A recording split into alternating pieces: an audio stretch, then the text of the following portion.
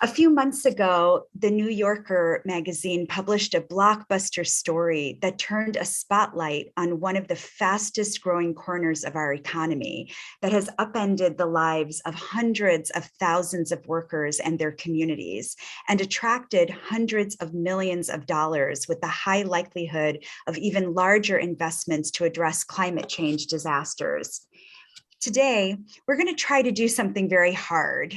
We hope to quickly unpack some very complex issues centering the real experiences of workers on the front lines. To understand what happens to these workers, we have to address the complicated roles of private equity companies, the insurance sector, FEMA, the need for tougher labor laws, and many other issues. We don't expect that today's call will solve all of those issues. However, I am so pleased that we have with us a powerful set of leaders who are participating today because we want to be part of the solution. I'll start with my good friend, the president of the Laborers International Union of North America, Terry O'Sullivan. Sarita, thank you very much. On behalf of the over 500,000 strong, proud, and united men and women of LiUNA, I want to join Sarita in welcoming you to this call and thanking you for your participation.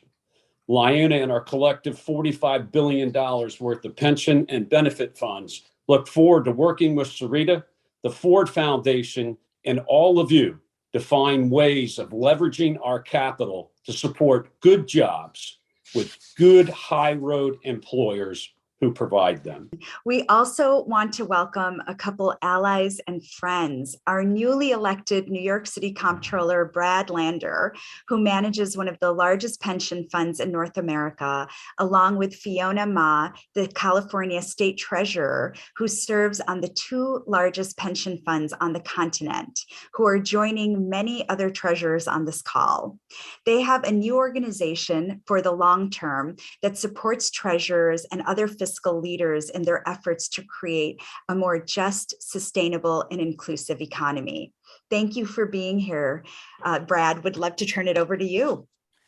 What I just want to add from the perspective of New York City is we're about to have later this year the 10th anniversary of Superstorm Sandy, and we've just passed the 6-month anniversary of Hurricane Ida, which also took the lives of our neighbors and left so many people in communities with devastation. The climate crisis is not coming, it's already here. And every time that happens, that means there's workers that are involved in that recovery work, doing the most important work, helping people recover after disaster. And we just have a really clear choice.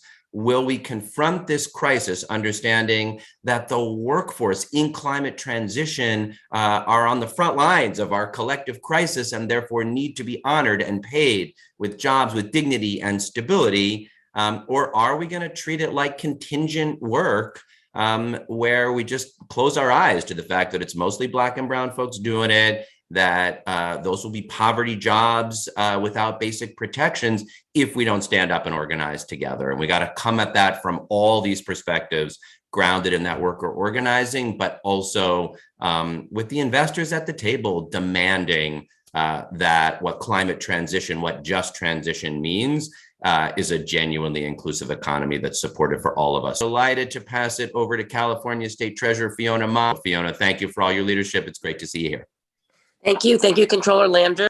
California has been a leader in climate change and resilience since 2006, and we continue to push the envelope in terms of measures and standards and mandates, and that does create a lot of opportunities and jobs, but we also have to make sure that we are watching all the companies that are trying to emerge and lead in these industries. But today, I am not only a member of the California Earthquake Authority, it's a 3-member board, also as a voting member on CalPERS and CalSTRS, the 2 largest pension systems with over $800 billion in assets. We don't have great transparency for private equity companies. These private equity companies are the ones that we really need help from all of you in terms of figuring out who the good actors are and the not so good actors are. And so we have been organizing as treasurers, controllers, and others to make sure that we are holding these companies accountable. Thank you for having us here. Thank you, Treasurer Ma. After Hurricane Katrina in 2006, Saket co-founded the New Orleans Workers Center for Racial Justice that won organizing and policy victories for workers engaged in the reconstruction of New Orleans, including National Labor Relations Board decisions protecting migrant whistleblowers on the front lines of the hospitality and seafood industries from retaliatory firings and blacklisting. Saket exposed the largest human trafficking scheme in modern US history, leading to a federal court awarding over $14 million in damages to migrant resilience workers rebuilding the Gulf Coast. We are so pleased that Saket decided to take his organizing efforts beyond Louisiana and has been organizing resilience workers in many states under the banner of Resilience Force. Saket, please take it away. My name is Saket Soni. I'm the Executive Director of Resilience Force, and I'm sitting in New Orleans in our control room. And behind me are resilience workers who have been working, many since Hurricane Katrina, many who worked after Hurricane Ida in the long-term repair and recovery, and many of whom just last week flung themselves into response after the tornadoes that tore through Louisiana. We're all stakeholders in the welfare of the workers and the well-being of the disaster restoration industry. We represent workers that we call the resilience workforce. This is a workforce that was created and driven by climate change in the last 15 years. As heat has made disasters more frequent and more destructive, there's been a need for extraordinary large-scale property repairs. Last year, there were $20 billion disasters. 20 disasters last year alone that caused $1 billion or more dollars in damage. The work is done by workers who we represent, the migrant workers who follow climate disasters. This is a largely transitory workforce made largely of immigrants and people of color who are US born. Among the immigrants, large numbers of them are undocumented. These are the people who follow storms, floods, fires, hurricanes to rebuild and repair. There have been 3 phases in what we call the disaster restoration industry. The restoration industry really had its coming out moment, although it existed before, really had its coming out moment in a moment shaped by tragedy after Hurricane Katrina. After that, what was thought to be a once in 100-year storm ended up becoming the norm. In the next 15 years, we had the second phase of this industry. As disasters became more frequent and more destructive, you had larger and larger numbers of workers arriving to rebuild and more money circulating in the rebuilding economy. We call this the resilience economy, and it's powered mostly by the dollars flowing from FEMA, HUD, and other parts of government to rebuild for uninsured damage. And then you've got private money, insurance companies and others who fund private repairs.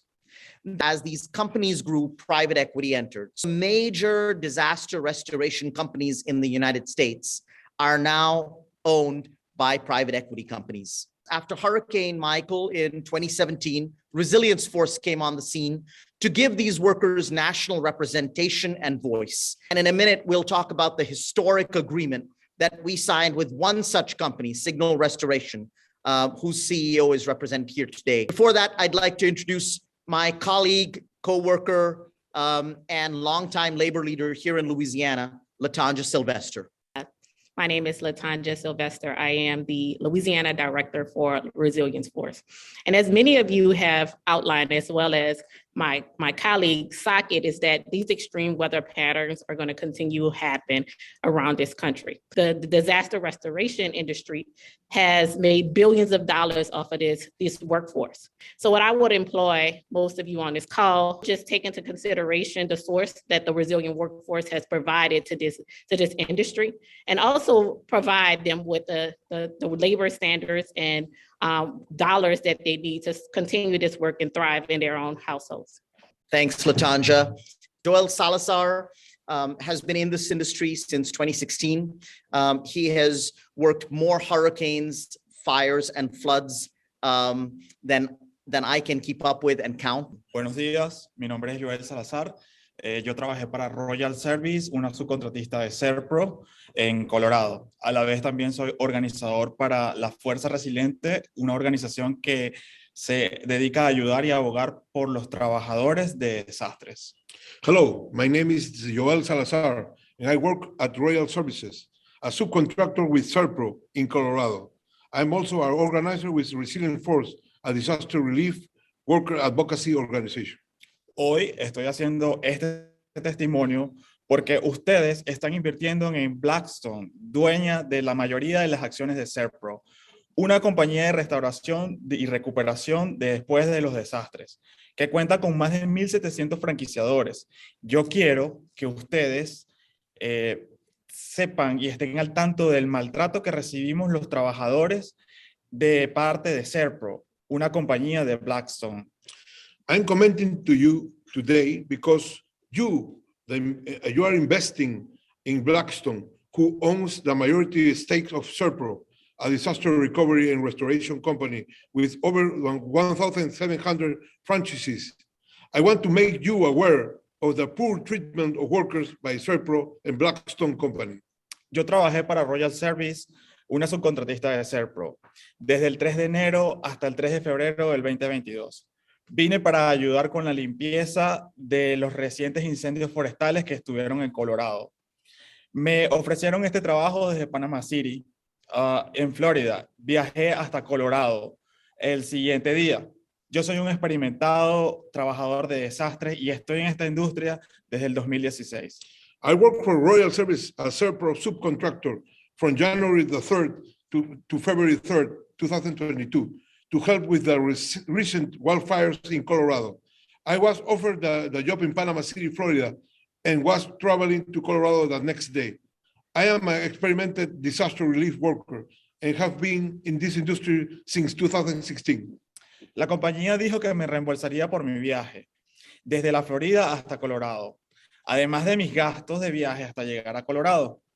Cuando yo le pregunté a mis supervisores acerca de mis viajes, ellos y de mi reembolso, ellos solo dijeron que yo no tenía los documentos suficientes para recibir esto. Básicamente, al final yo pagué mis viajes y mi viático de mi propio dinero para ir a Colorado. The company said it will reimburse for me my travel from Florida to Colorado and for my travel time to get Colorado.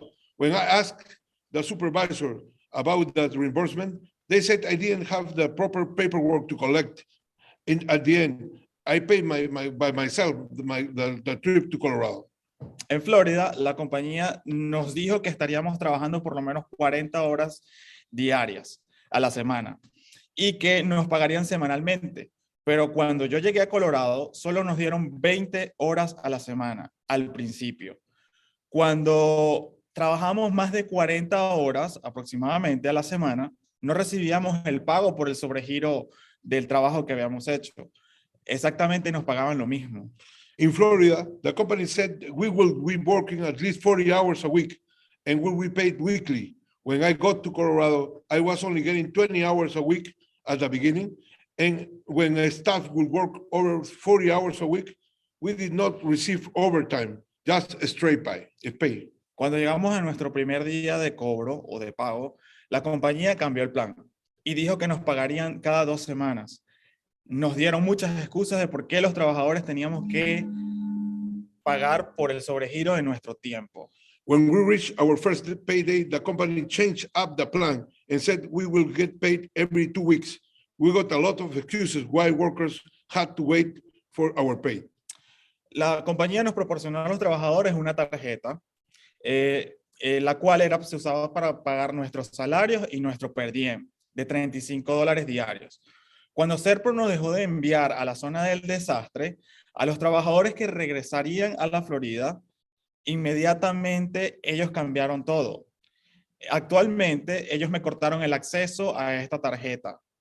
Estoy tratando de que me den acceso a ella para tener acceso al dinero que yo gané. La empresa me está robando.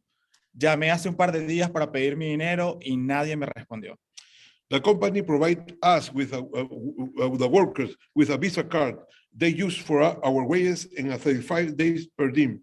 When Serpro stopped deploying the Florida workers, I told the company I need to look for another work. And I was going back to Florida. And immediately they cut off my access to the Visa card, which had a lot of my money. I am currently trying to get them to get the access to this card again. So I have access to the money and I earn. The company is stealing from me. I called a few days ago to get my money and no one answered.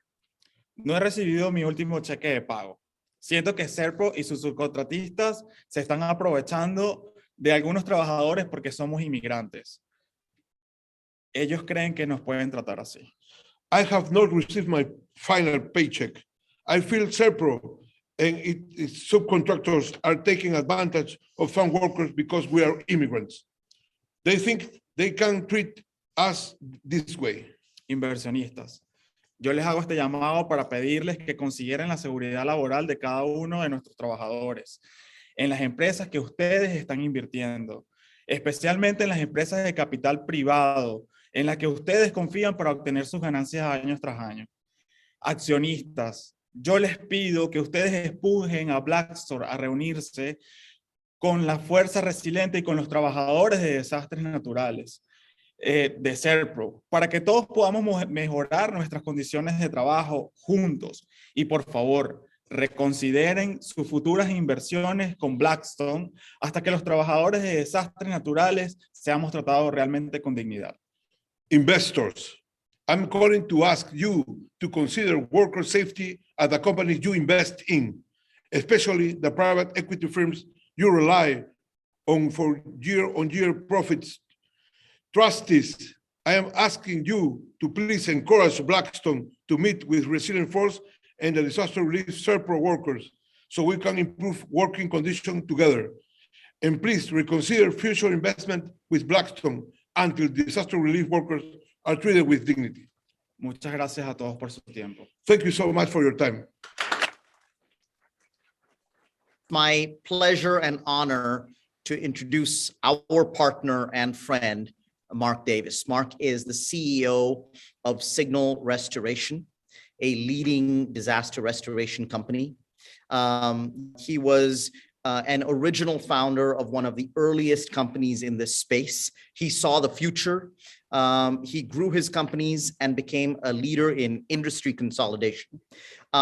We met Mark in the context of a labor dispute, but when we approached Mark, he rolled up his sleeves, came to the table, and partnered not only to fix what was going on in his contractor chain, but to join with us in changing the rules of the industry. I just have to say it's an honor to be here. When I first heard of Resilience Force, it was because we were in Louisiana with our sleeves rolled up, helping the people of Lake Charles recover from Hurricane Laura.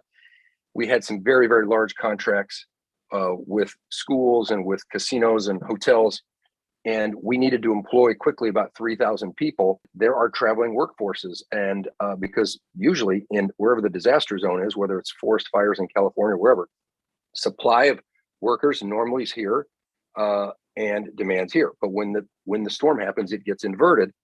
And so what do contractors like Signal and our other competitors do? They rely on labor providers. I learned that some of our subcontractors had subcontractors that were not adhering to the terms that we agreed in with our sub for labor standards regarding wages, regarding conditions, regarding overtime, regarding travel time, regarding per diem, lodging, all those things that we know are super important. Fixing it was the easy part. But in talking to Saket and learning what Resilience Force and what the movement of Resilience Force is all about, That's when Saket and I talked about how could we be helpful in a way and in a meaningful way beyond just let's fix this problem from a particular storm. Being in touch with the labor side, I can relate to it. And we don't get paid if we don't get the job done and get the job done right. And there is enough money in this process to go around. So anybody who isn't paying the proper wage standards, who isn't investing in training, who isn't taking care of the overtime and all those other components, they truly are being greedy. The majority of the revenues that come to restoration companies come from insurance companies. And if it's not insured, then we're working for municipalities that may have FEMA reimbursement. And that's a big component of what we do as well. What can we do? One thing's money. So we contributed money for a long term. We signed a long-term deal. We're in. What's the roll up your sleeves part? I'm going to roll up my sleeves and try to work with and explain to my peers, my colleagues, to join this movement. We've been successful in getting one other very large one to join. And I believe you could impact that dramatically. And how could we do that? The influence of the financial resources. We talked about private equity. A part of this has been private equity. And yes, wouldn't it be interesting if, and especially because of the consolidation in the last 4 years in our industry, it doesn't have to be that it's just all about profit. Join the movement of the Resilience Force movement and to agree to minimum, not just wage standards, but even labor classifications. And then investing in training so there's actually a path for a career advancement in the restoration space. So you can really, really help with your work with private equity firms because you will have such influence, not just with where you invest your private equity money. Okay, that's significant. But if there's FEMA dollars, the way the FEMA dollars always flow is from FEMA to those state emergency management funds and then to the entity. So, and that's usually run by the state treasurers. And so you have huge influence both on the private equity side, but also on the FEMA side of making sure those good actors are having exposure within your states. The other major influence that I believe this group could have is with insurance companies. But what should they stay away from? And you guys could help with this. Stay away from the labor rates. Stay away from attacking labor rates and attacking labor classifications. Any influence you could have with insurance companies, which certainly you would have, and that would be at the board of directors level. No one's asking an insurance company to pay more. It's just to pay fair. Working class warriors. Okay, I started out as one at age 15. I'm a big believer. I wouldn't be here where I am today without the working class. Thank you all for this opportunity to support a movement that we believe so strongly in, that we're passionate about, that we believe helps the entire country. This isn't just helping the industry, it helps the entire country and helps our amazing immigrant workforce because most of them are the immigrants and gives them a voice and gives them some strength to know that there's an entire movement behind them that includes contractors. Thank you so much, Mark. I love that. I love that you're in to do more than fix the immediate problem, but to be thinking about this corner of the economy more substantively, and your desire to be a working class warrior, which is fantastic. So thank you, Mark, for your words. I'm going to move us into Q&A, a chance for us to do some reflecting on all that we've heard here. And I'd like to first maybe start with Comptroller Lander. Thank you so much, Sarita. Those were really some remarkable presentations. I mean, to hear both from the Recovery Force workers, especially, but also to hear from Mark that it's possible, of course, to do this work in a way that respects them. I know I've heard that there's kind of working conditions challenges too, that you're working with dangerous chemicals and really unsafe working conditions. We represent working people's money too. And so we're going to go reach out to these private equity firms. But I think when we do that, we really want to make sure we've got a full picture of what you're facing so we can be most effective there. So tell us a little more about the challenges you're facing, beyond wage theft and how those dangerous working conditions show up on the job. Tenemos muchos problemas dentro de esta nueva industria. We have a lot of problems in this industry. Porque normalmente cuando nos enfrentamos a un desastre natural, nos estamos enfrentando a muchas cosas. When we, confront a natural disaster, we're confronting not only the disaster, many other things. Muchas veces tenemos que tocar con cables eléctricos, objetos cortantes, químicos. Many times, a lot of risks, the cables with electricity, chemicals, Inclusive hasta asbesto me conseguí en Colorado. Even though asbestos, they try to do the work in asbestos in Colorado. Esto es muy peligroso para cada uno de nuestros trabajadores It's very dangerous for many of the workers that do the work porque no tenemos ningún tipo de protección, no tenemos ningún tipo de seguridad, tenemos represalias. because they don't give us any safety equipment. You know, if you complain about that, the retaliation comes immediately. Y es algo que me parece injusto porque nosotros entregamos parte de nuestra vida, de nuestro trabajo para recuperar las ciudades. It's very unfair and unjust because, you know, we give part of our life to recuperate cities after disaster natural. Escuelas, universidades, para que la gente pueda volver a su ciudad. Schools, you know, universities, so the people come alive again in their cities. Y no se preocupan por la salud de cada uno de nosotros. So they don't think about the health of the workers that did the work, you know, O el bienestar. or the wellness. You know? A veces también es muy duro porque no tenemos una vida social estable. Nos estamos moviendo de estado en estado, cazando desastres naturales. Even though you don't think about that social life, you know, because we are moving, chasing the disaster, you know, from town to state, you know, we don't have a real life. Entonces, ya nuestro trabajo la naturaleza de nuestro trabajo de por sí es bastante peligroso para que estas grandes industrias sencillamente se aprovechen de nuestro estatus migratorio. The nature of this job is actually is not the best, but you know, aside that, you know, these companies are taking advantage of us. It's not the best for us and for taking as a weapon our immigration status. Así como me pasó en mi último caso, de irme a mi casa con las manos vacías, gastar mi dinero y enfermo. As you heard, you know, in the last case, you know, I worked for a month. I came back with no money and sick from Colorado. Es triste. It's sad. Gracias por Thank you. preguntar.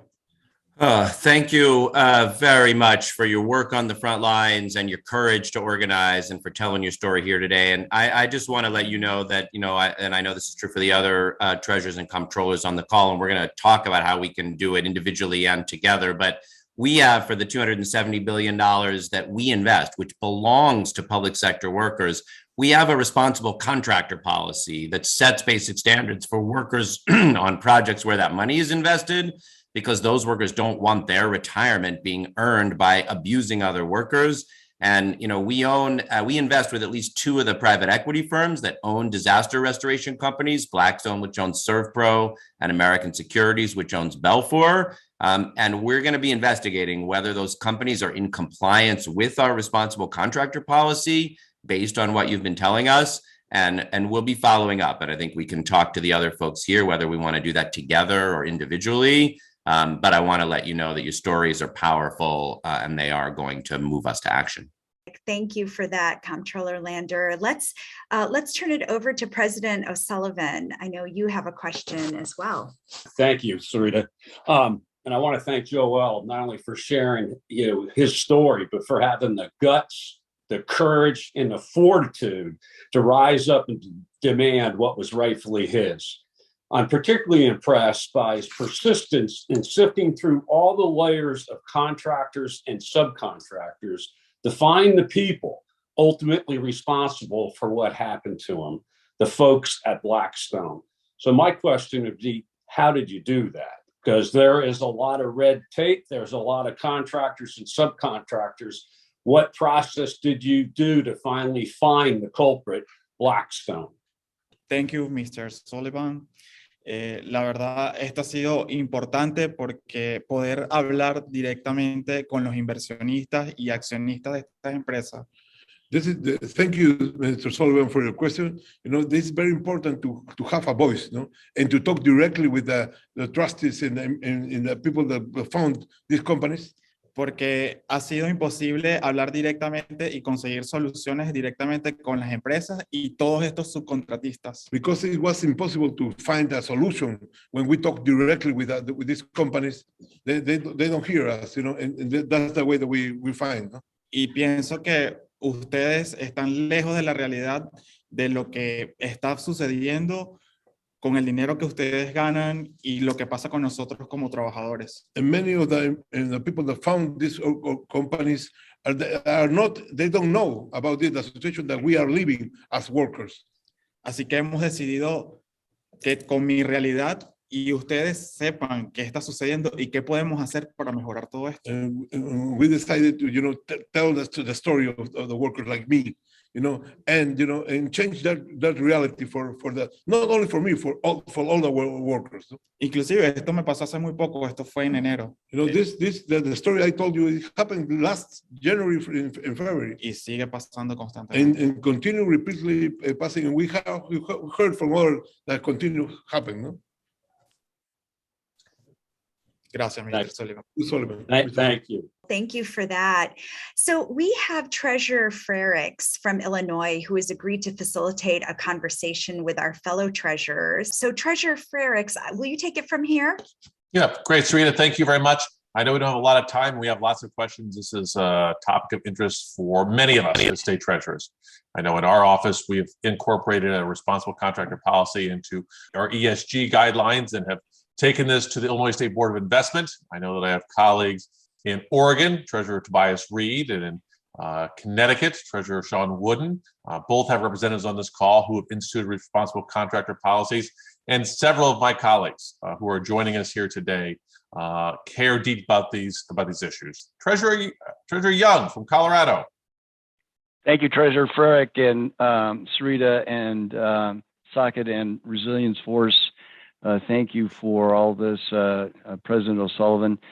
Much appreciated. This is a great opportunity to ask the question. But before I do, I just want to say that the fire that that Joel was working on along with his colleagues was so devastating. It was a Marshall Fire, and we talk about fire season. This was December in Colorado, a fire that devastated a huge section of area that we love and up against the foothills in Colorado.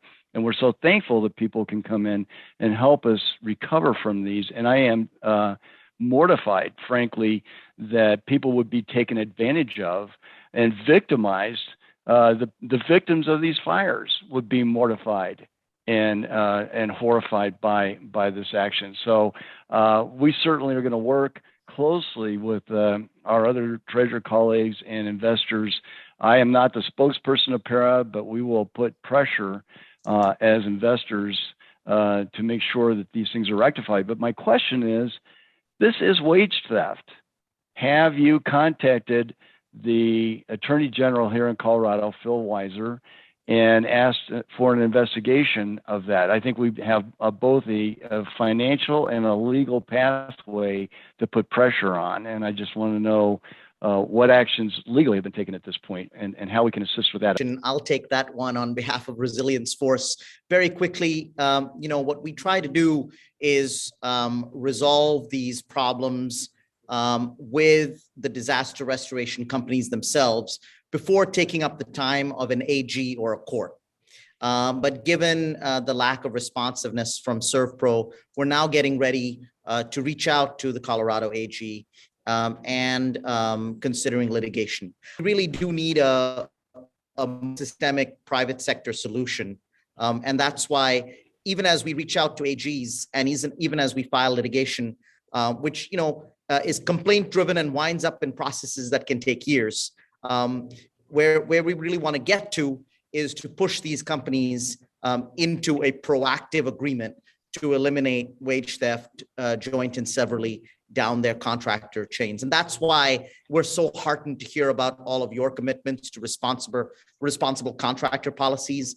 Those are the kinds of proactive measures that we're hoping for. If there is still some time, I'd call out Treasurer Ma.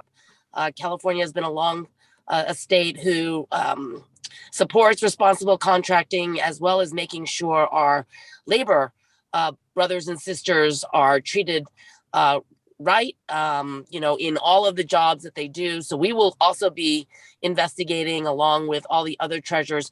My question was, Mark, I know you mentioned that the insurance industry is one that funds these type of disaster projects. Does it come from the federal government? Does it come from the state government? Shed some light for some of us treasurers so that we can follow the money. That would also help, get at this issue a lot quicker. As it relates to specifically FEMA dollars, you have each of you state treasurers have absolutely huge influence. When there's a disaster in California, for example, Fiona, and if you've got, the FEMA, let's say it's underinsured, and it's a school district, or it's whatever, maybe a municipal hospital, whatever it might be, that's not privately owned, and they're applying for those FEMA dollars. Those FEMA dollars don't go directly to them; they go to the state. Okay, and then the state then does its own audit and then pays the actual entity itself, and then the entity pays the contractor. So the way I see it, you have huge influence as the state treasurers because over the contractors. Because if you actually had a short list and you vetted that out, those contractors would jump through all sorts of hoops to make sure they were compliant, with these critically important wage standards, and et cetera. Then the second fork would be to the insurance companies. Again, with your huge influence, is that getting to the boards of directors of those insurance companies and specifically stating, we understand no one should ever pay more for a claim. No insurance company should pay more for a claim than what the indemnification states. Insurance adjusters are hiring third-party consultants that are attacking the labor classifications on restoration projects. As someone who's fought the life insurance industry to pay out death benefits, I'm shocked the insurance industry is difficult to get money out of. Christine Shaw from Treasurer Wooden's office in Connecticut is also joined us. Christine, I think you might have a question. Yes, a question, really a comment. Just really grateful to be part of this conversation because I want to underscore how important it is to hear firsthand from workers.